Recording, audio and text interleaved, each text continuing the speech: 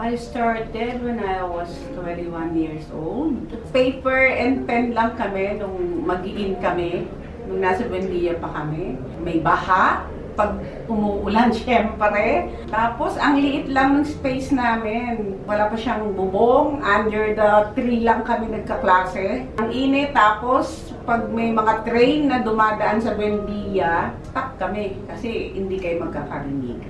So, sobrang ang laki ng changes. While today, meron tayong volleyball court, may basketball court tayo, hindi tayo masyadong naiinitan. Ang ganda ng facilities natin. Ang mga student ngayon na napakaswerte nyo, kasi ang ganda na ng University of Makati. So, ang masasabi ko lang, dapat i-cherish nila yon, mahalin nila. Kasi talagang sobra-sobrang ganda ng Makati. Especially University of Makati. Napakaswerte nyo.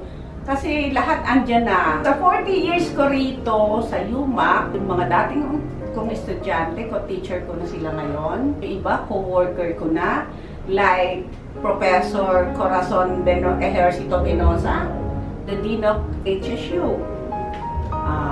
Ronilo Dacara, Professor Emmanuel Suyong, Nancy Daos Mangahas of Registrar, Eleanor Embate Doliete, Christian Suyon, Lisa Heneblaso Rivera, Elisa Heneblaso Barasi, Joy Apuyan, Elvis Galsote, Rosana Prado, Dennis Montealegre, Annie Garcia Calusta, Anita Prianes, April Lianyo, Albert Genaresas, Ronel Haliera, Bea Diaz, Army Solidor Crame, Joy Peñapel Apuyan, Susan Ortuste, Alex Pahayahay, Kay Demata, Des Grammar.